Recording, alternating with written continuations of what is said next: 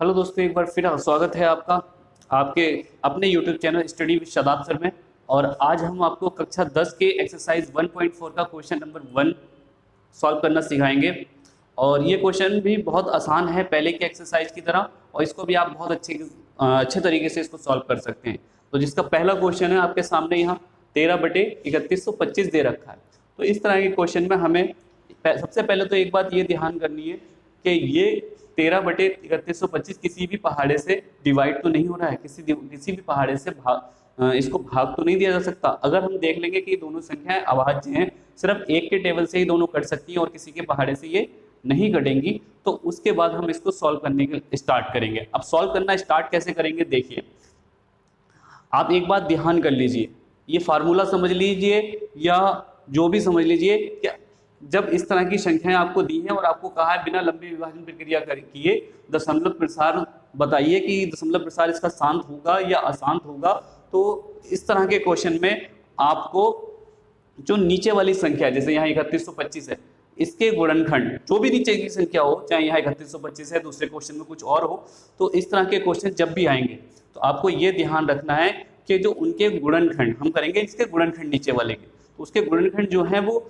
2 की घात के रूप में या 5 की घात के रूप में या फिर 2 और 5 दोनों की घात के रूप में, समझ रहे हैं, या तो गुणनखंड 2 और 5 हो, समझ रहे हैं, 2 या 5 हो या 2 और 5 दोनों हो, तब तो हम कहेंगे कि भाई ये संख्या क्या है, शांत है। सबसे आसान तरीका है, सबसे आसान ट्रिक है, ठीक है। और अगर इसके गुणनखंड किए हमने, मान लीजिए गुणनखंड आपके 2 गुणा 3 गुणा 5 आए, तो इसमें 2 और 5 के अलावा 3 और 5 भी आ गया, तो आप यही कहेंगे कि भाई ये संख्या अशांत है, क्योंकि हमने आपको बताया कि इनके जो गुणनखंड हैं वो 2 की घात m गुणा 5 की घात n के रूप में होना चाहिए, 5 की घात n के रूप में होना चाहिए, ठीक है। ये आपको ध्यान रखना है बहुत ज़्यादा। तो स्टार्ट करते हैं। सबसे पहले मैं आपको दिखाता हूँ, देखिए 3125 है, 3125 के हम यहाँ पे क्या करेंगे, सबसे पहले गुणनखंड करेंगे। किस तरीके से करेंगे वो तरीका ही है। 3125 के हम पहले कर लेते हैं गुणनखंड। 3125 यहाँ लिखेंगे, इसके करेंगे गुणनखंड, ठीक है। अब यहाँ इसको हम 5 से भाग करेंगे, क्योंकि लास्ट में 5 है और ये 5 से ही डिवाइड होगा।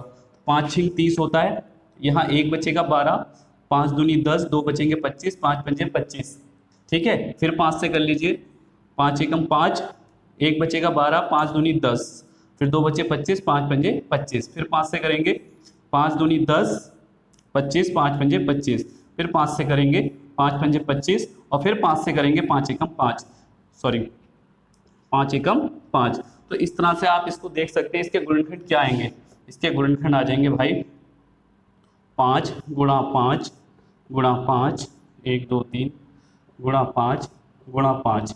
इसको मैं इस तरीके से भी लिख सकता हूँ, 5 की घात 1 2 3 4 5, 5 की घात 5 भी लिख सकता हूँ। तो यहाँ आप देख सकते हैं इसके जो गुणनखंड आए हैं वो सिर्फ 5 के रूप में ही आए हैं, कोई दूसरी संख्या नहीं है।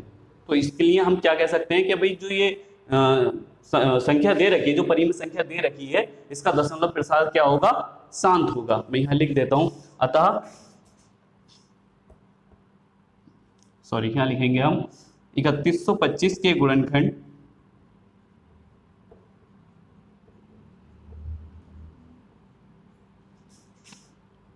5 की घात m के रूप में है,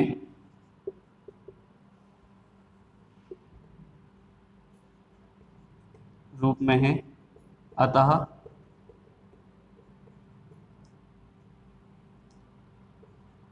दी गई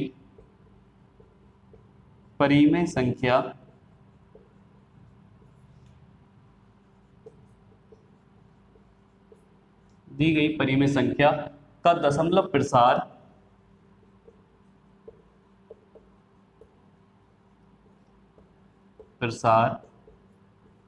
शांत होगा,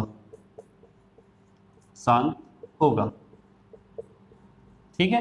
तो इस तरह से आप ये क्वेश्चन सॉल्व कर सकते हैं बहुत आसानी के साथ। सबसे पहले आपको क्या करना है, इस जो क्वेश्चन आपको दिया है, जैसे 13/3125 दे रखा है, तो इसमें हमें ये देखना है कि भाई ये दोनों संख्याएं किसी पहाड़े से विभाजित तो नहीं हो रही हैं।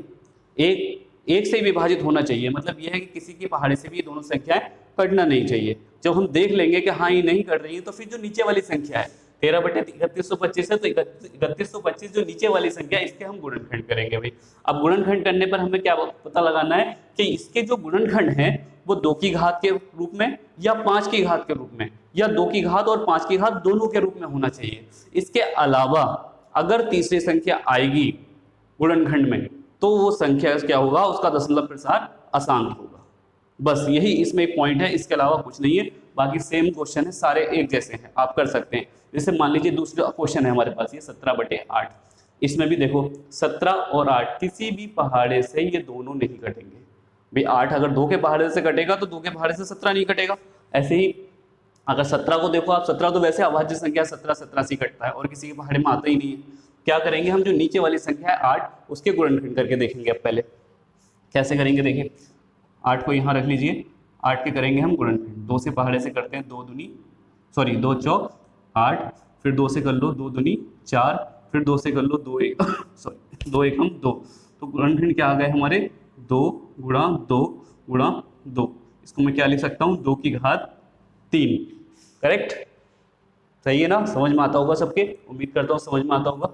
बाकी यहाँ देखिए आप, मैंने क्या कहा था आपसे कि गुणनखंड या तो 2 की घात के रूप में आना चाहिए या 5 की घात के रूप में आना चाहिए या दोनों की घात के रूप में आना चाहिए। तो यहाँ साफ है, आप देख सकते हैं इसमें जो इसके जो नीचे वाली संख्या 8 थी उसके गुणनखंड मैंने किए और वो क्या है 2 की घात के रूप में आए। ठीक है, तो हम इस संख्या को भी क्या कह सकते हैं कि दी गई जो परिमित संख्या है इसका दशमलव प्रसार क्या होगा, शांत होगा। ठीक है, मैं यहाँ लिख देता हूँ, अतः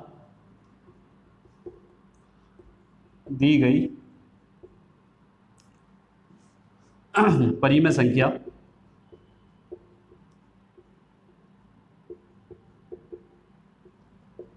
का दशमलव प्रसार शांत होगा।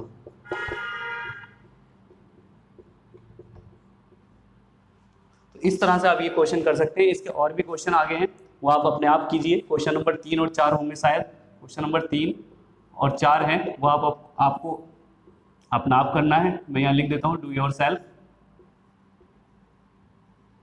ठीक है, अपने आप करना है और कमेंट करके मुझे बताना है कि वो जो दोनों क्वेश्चन हैं वो उसका जो दशमलव प्रसार है वो शांत है या अशांत है। तो आशा करते हैं आपको समझ में आया होगा। ये एक्सरसाइज 1.4 का फर्स्ट क्वेश्चन था और ये मैंने आपको सॉरी अच्छी तरह से समझा दिया है।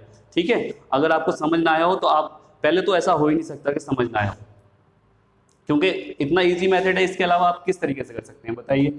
सबसे पहले हमें देखना है कि भाई ये किसी के टेबल से कट तो नहीं रहा है, और अगर नहीं कट रहा है तो अगर कट रहा होगा तो पहले काटेंगे, ये ध्यान रख लीजिए आप। अगर कट रहा है किसी के टेबल से, मान लो यहाँ पे मेरा 6/8 लिखा होता है ऐसे, तो ये भाई साफ है, हमें पता लग रहा है। सॉरी उल्टा हाथ पड़ रहा है इधर से। मान लीजिए मेरा यहाँ पे 6/8 होता तो साफ दिख रहा है 2 के पहाड़े से कटेगा, तो 2 के पहाड़े से काटता 2 3 6 2 चौक 8। अब 3/4 आता, जब 3/4 आता तो फिर मैं 4 के फैक्टर करता। ठीक है, तो पहले अगर कट रहा है तो काट लीजिए पहले। ठीक है, किसी भी पहाड़े से अगर कट हो रहा है तो काट लीजिए, और नहीं हो रहा है तो फिर तो सिंपल है, अपना नीचे वाली संख्या लेंगे उसके गुणनखंड करेंगे। गुणनखंड करने के बाद देखेंगे कि भाई जो उनके गुणनखंड आ रहे हैं वो 2 की घात और 5 की घात के रूप में है या नहीं है।